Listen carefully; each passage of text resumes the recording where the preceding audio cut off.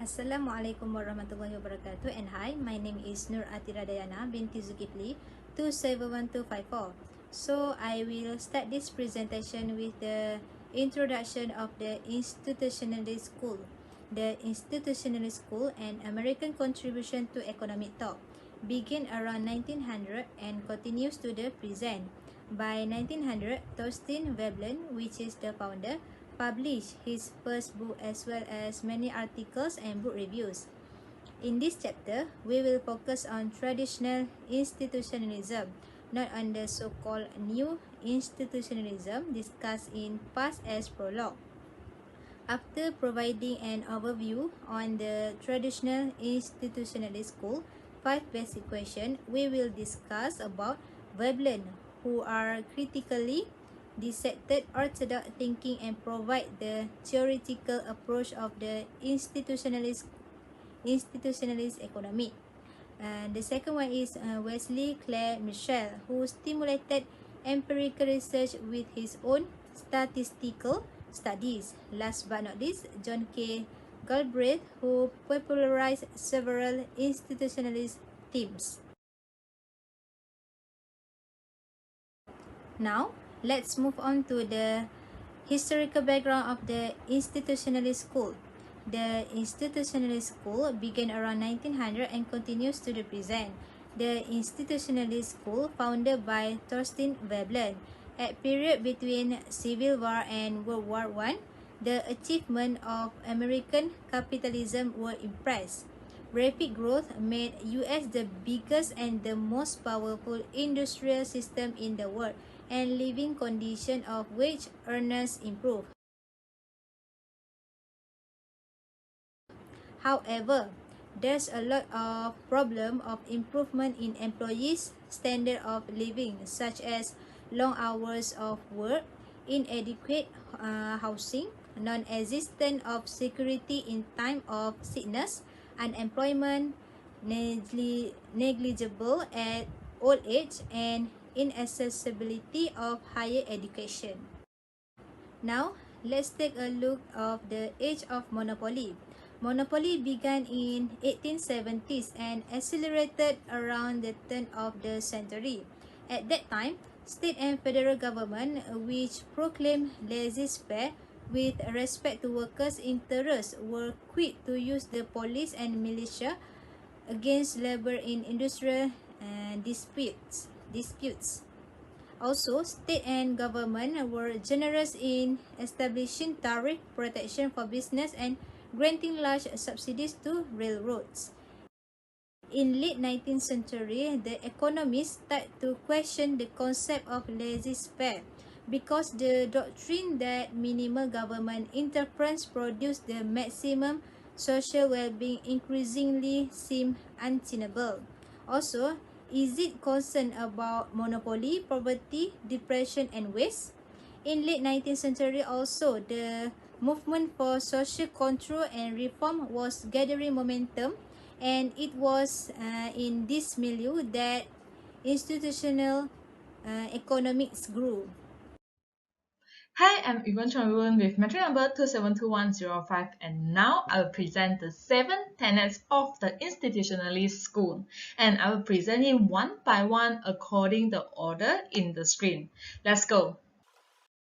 For the first tenet is the holistic broad perspective. The economy must be examined as a whole. A complex organism cannot be understood if each segment is treated as if it were unrelated to the larger entity, which is contrast to the microeconomics.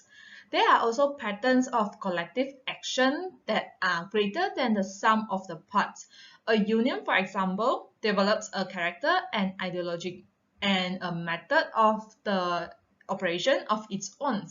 Its features cannot be deducted from the study of individual members who belong to it. Even the concept of the economic activity is too narrow in the institutionalist view.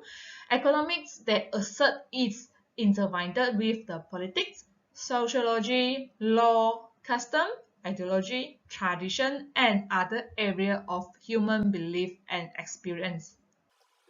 The second tenet is focus on institutions. It emphasizes the role of the institutions in economic life.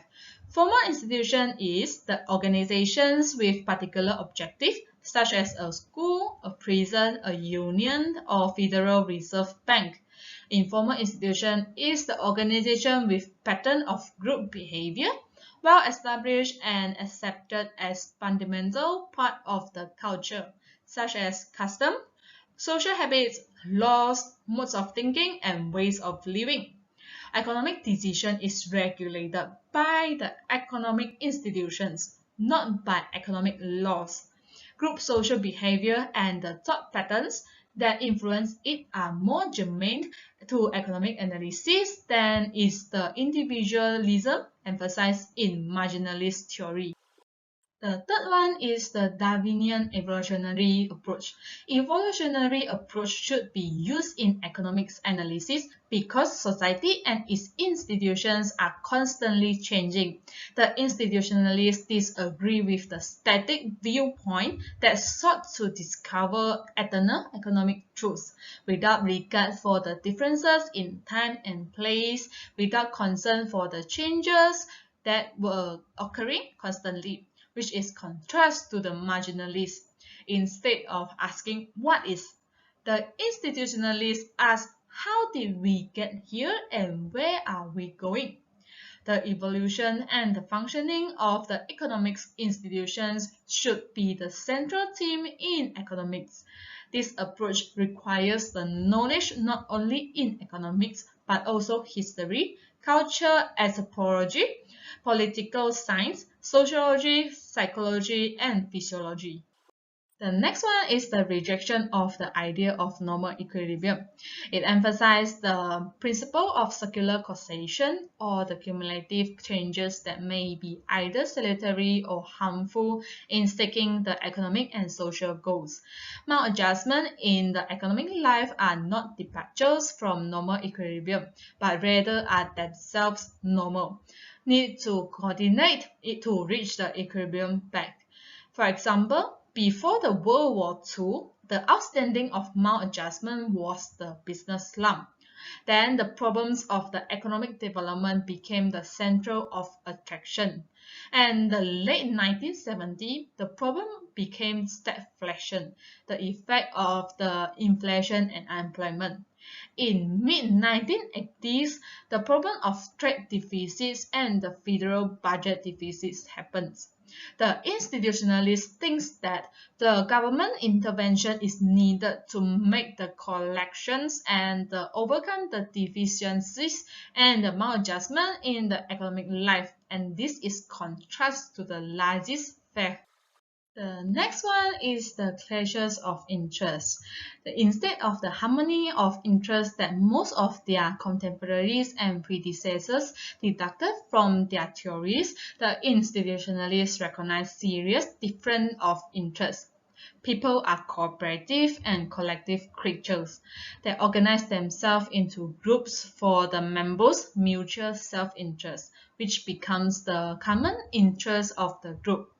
There are, however, clashes of interest between the group.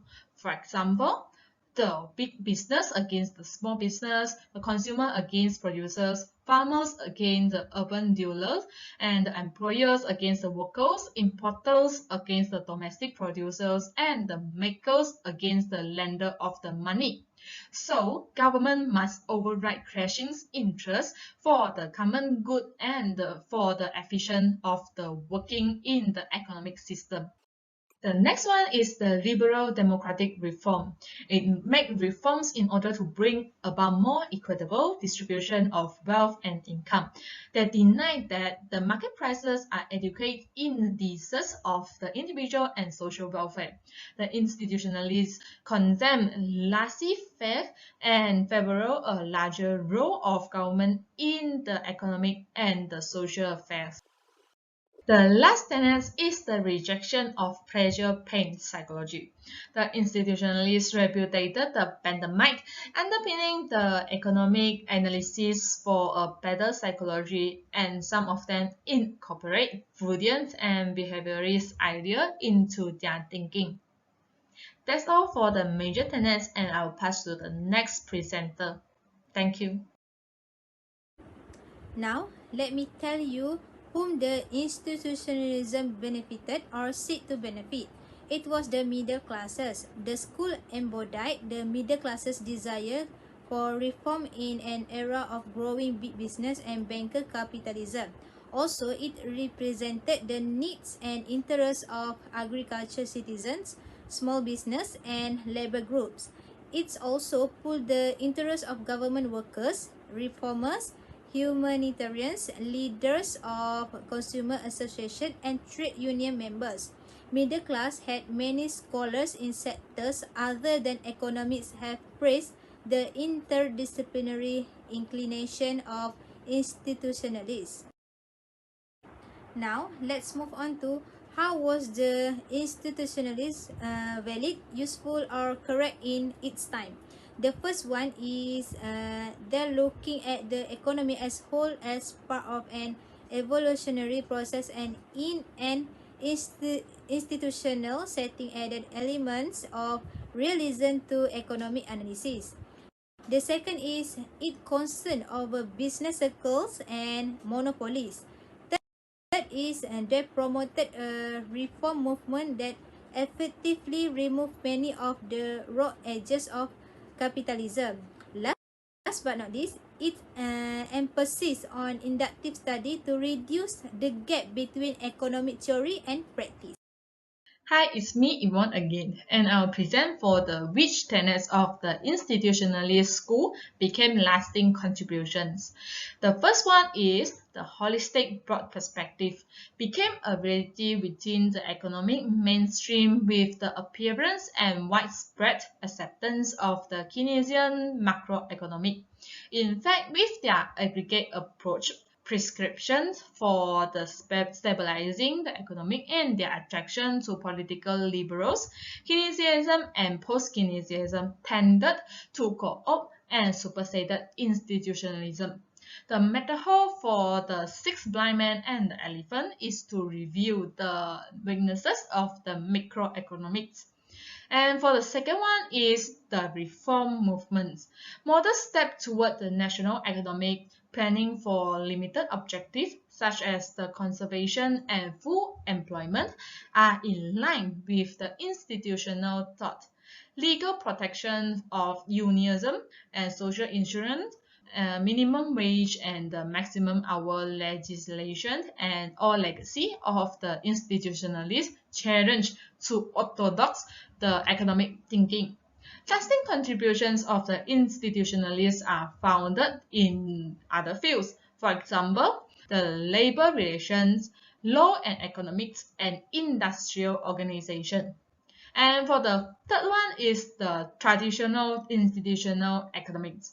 Membership of the Association for Evolutionary Economics is largely composed of the economists who are orientated toward the institutionalist method, policy, and the perspective, or both.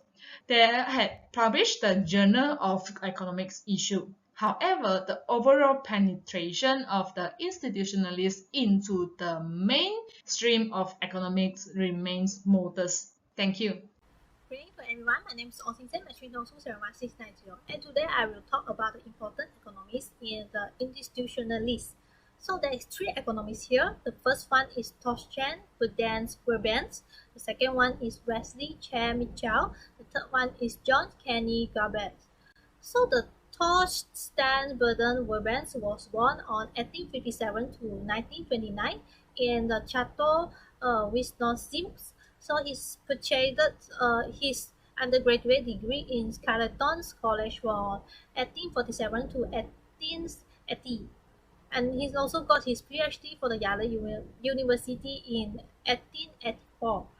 Yeah, Webber was a fellow at Cornell University from 1891 to 1892, and also the University of Chicago from 1892 to 1893.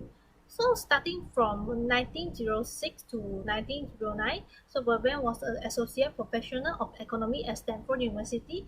Upon his leaving the Stanford, he worked as a lecturer in economy at the University Missouri from um, 1911 to 1918. Next, the book established by the Burdens, which is the theory of the leisure class, published in 1899, and the books has included the conspicuous consumptions, propensity to avoid useful works, and also the conservatism. For the conspicuous consumptions, the leisure class is engaged in the predatory seizure of the goods without working with them. So they accumulate the wealth from the few aspects which are the physical, spiritual, aesthetics, and the intellectual ones. The one who consume in the way that display their health, and to be reputable, the consumption must be very wasteful. So not only that, the Webben also said that the conspicuous consumption of the valuable goods is means of the reputability to the gentleman of the leisure. Even a poor people pattern of spending include the elements of wasteful, conspicuous, and consumptions. So the outlook on life is imposed by the domains leisure class. So according to him again, women can be especially useful in displaying their wealth and also the importance that the man possess. So one can amuse oneself in the urban way with many modern evidence of the conspicuous consumptions. Coming to the next is the propensity to avoid useful words. So the first one is leisure class must be avoid useful and productive words. The second one is must indulge only in wasteful or useless tasks to remain the reputable. The third one is these occupations, including the government, the war, the sport, the devour, the observances, and the motive of the leisure class in engaging in this occupation is not to increase the wealth by deep efforts. The first one is carrying on for the pecuniary gains of those engaged in them, but it gain obtained by the honorable method and also seizure and the conversions. The next one is these occasions are of the nature of predatory and not the productive employments. The last one is the Verbal said the fox and ground are present today as they were among the barbarian people. So we find them in the modern warfare, in the business, and in the sport and game. Coming to the next is conservatism. So the evolution of the social structure has been a process of natural selection of the institutions, and the institution must change with the changing situations. And the development of these institutions represents the development of the society. And there is a conflict between the current belief, which is the ceremonial institution, and the current requirements, which is the dynamic technology institutions. And a class of the society that is sheltered from the environmental force will adapt its view more solely to the outer general situation and yeah. The characteristics, the attitudes from this class indicate the maxims that whatever is right, or both with the law or the natural selections as applied to the human institutions that whatever is wrong.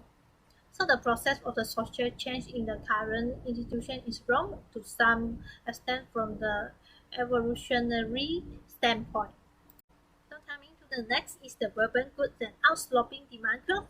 So the conspicuous consumption utility for urbans is not that constant as the price change, as it will fall when the price decline and rise when the price increase.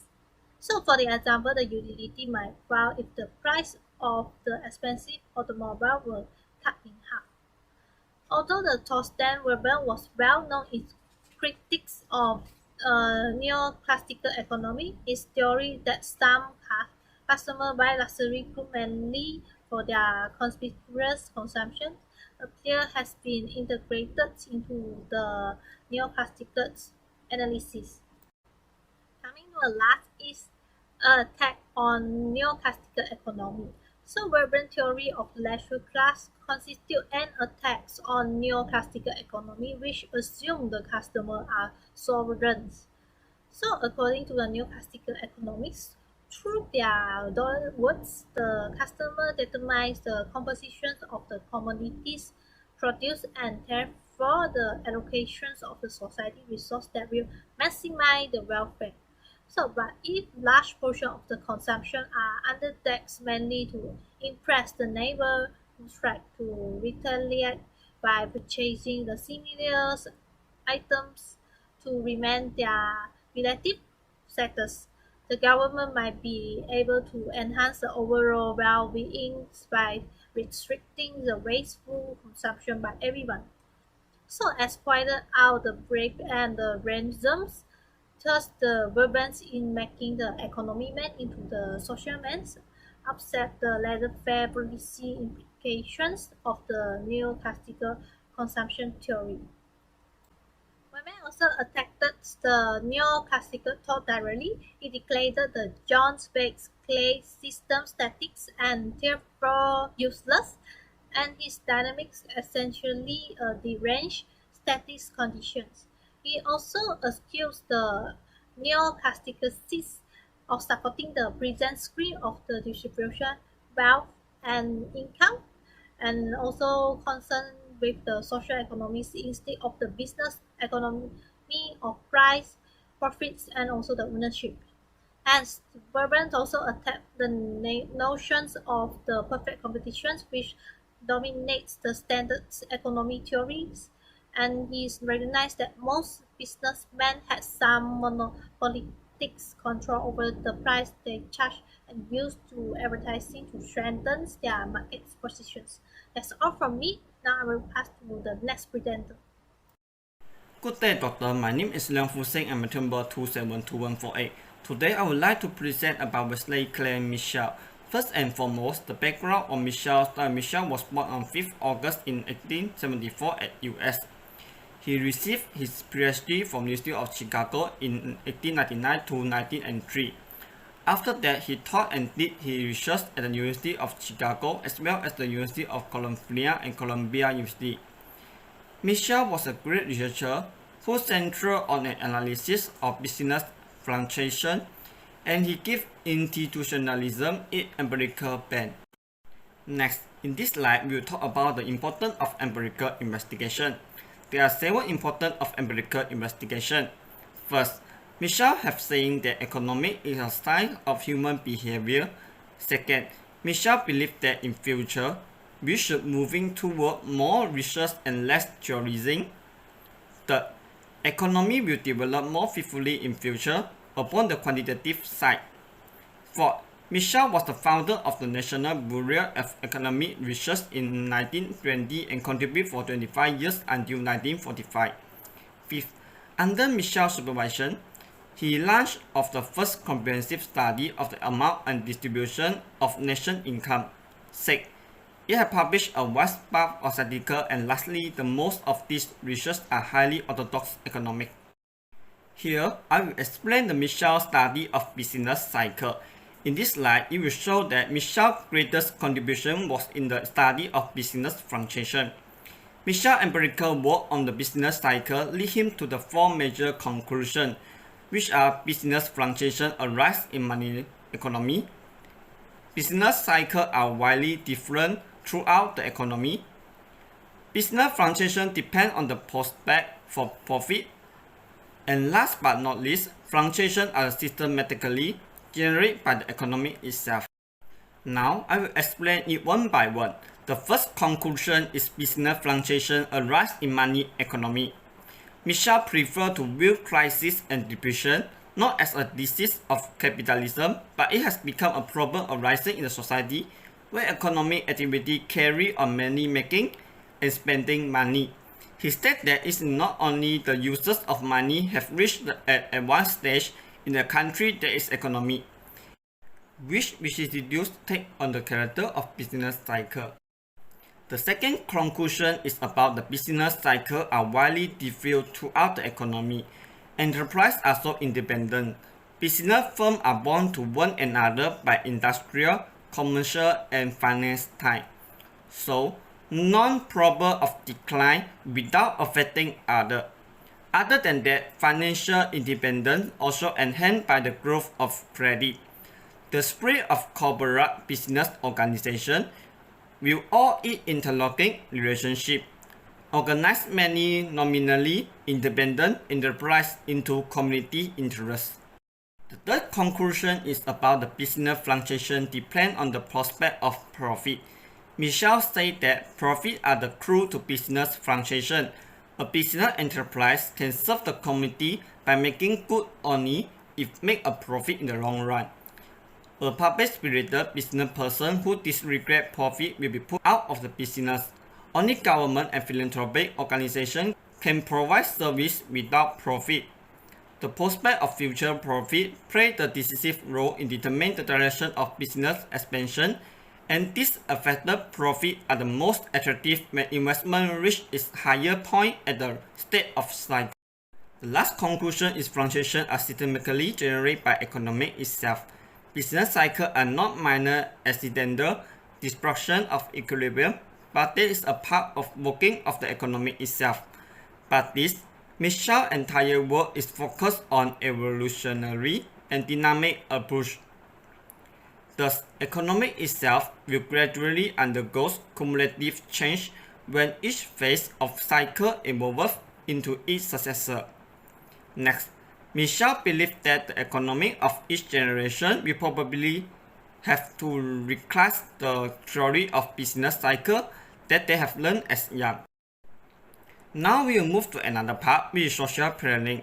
According to Michel, economy can be influenced by crisis and depression. The evidence shows that the automatic function of the business system is defective. Thus, Michel has promoted a social planning or national planning to overcome the worst feature of business fluctuation while preserving economic stability and increasing the security. Michel pragmatic psychology believes that the nation planning is to ameliorate the human condition. There are two difficulties in the social planning. The greatest difficulty social planning has been to agree on what we wish to accomplish. Second, difficulty is planning derived from the independence of social process. Social planning must consider of both direct and indirect effects of the social action. But certain results cannot be attained by individual action. Thus, Michel said that national planning is inevitable. That's all for me. Now I will pass to the next presenter, Li Ting. Hi everyone, I'm Trinity, matrix number 270X14. Now I will present part of John Kenneth Gerber. Gerber was born in Canada and studied at universities of Toronto and California. In the slide above is his experience such as chief economist for the American Farm Bureau Federation. His major writing constitute both on attack on neoclassical economic thought and an analysis of modern capitalism. Gerber critiqued the neoclassical conventional wisdom and he used evolutionary approach to explore the changing condition and examine the need to change the idea to fit new situation. He highlighted only on the conventional wisdom, not on those who originally imposed the ideas. Gerber's overall theory of modern capitalism. One can find several specific theories that challenge orthodox economics. The two theories of a particular importance are dependence effect and firm's behavior. Now we look at the side of dependent effect. Neoclassical economy assumes that consumers are selfish, but Gerber disagreed with that, and he believed that it is not consumers who are selfish in the modern industry system, but rather the gigantic firms that produce market goods and services. Modern capitalism is dominated by large enterprise and categorized by an abundance of contrived ones that are the product of corporate planning and massive advertising. In Gerber's research sequence, producers decide what should be produced and then move more consumer tastes so that consumer will purchase these products. The neoclassical theory of consumer choice takes one as given, but Gerber asks how consumers go about formulating their want in the first place. According to Gerbert, one cannot define production as satisfying one if that production creates the wants. Next, his theory of consumer demand has an important policy implication. There will be an underallocated of the resources to public goods, and we call it social imbalance, which means that private goods are more than public goods. Gerber imposed sales tax on consumer goods and services to remedy this imbalance in order to increase the availability of public sector goods and services. Now we move to Gerbert's theory of the firm. The neoclassical theory of the firm concludes that corporate behavior and performance can be best be understood by assuming that firms attempt to maximize profit. Gerbert said this is true for market sector, which owners of small firms actively manage their enterprise, but not for planning sector. In planning sector, the ownership and control are separated. The owner of the giant firm are the millions of stockholders who have not actual control the operation of the corporation. However, control is exercised by the technostructure. Technostructure is a professional elite in the corporation. To assume that the technostructure has an incentive to maximize the return to the millions of anonymous stockholders, the technostructure pursued much more complex proposals, which he categorized as protective and affirmative. The central protective purpose of the firm is survival, which needs to earn a profit sufficient to keep most stockholders happy and to provide sufficient retained earnings for investment and growth. To ensure this less than maximum profit is to exclude product prices from competition, such as direct price fixing and informal price understanding within an industry. It is not the purpose of price fixing to restrict the output and maximize joint profit as the neoclassical model. Instead, the purpose is to ensure that the rival firms earn a satisfactory level of income, thus enabling them to meet their protective goals to pursue their affirmative purposes. The major affirmative purpose of the firm is corporate growth in growth of output, sales and revenue produces greater employment security and financial reward to the members of the technostructure.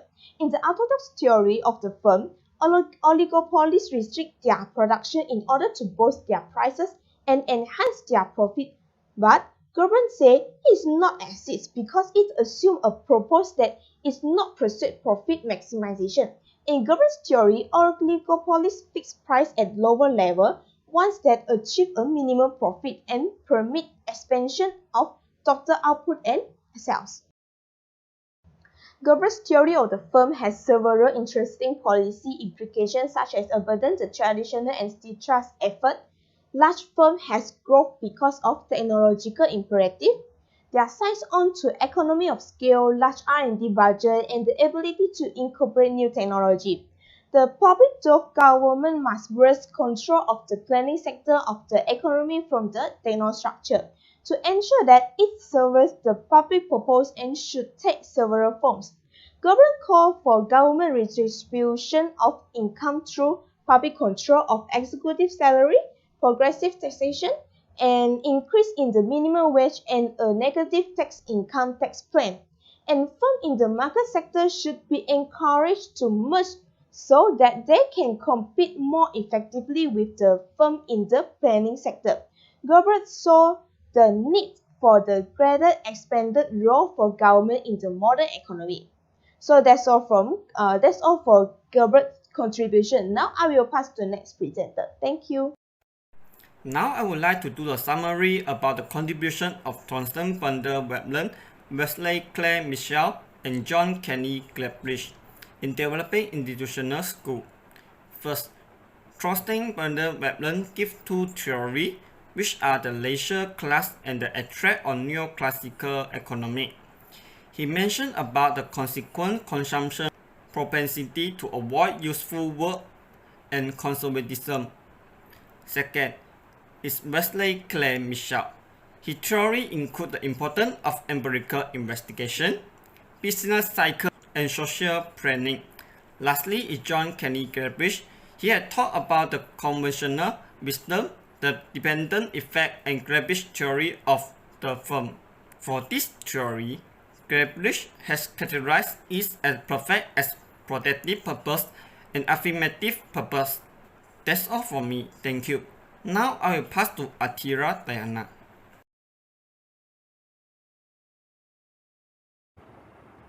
Lastly, we can conclude that the Institutionalist school, which began around 1900 and pioneered by Thorstein Bandel Veblen, is an American contribution to economic thought.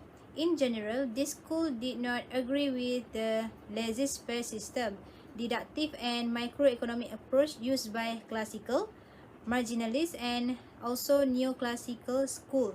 Instead, they emphasize on the role of institution in economic life, examine economy as a whole by using evolutionary and inductive method, and suggested government invention in that economy.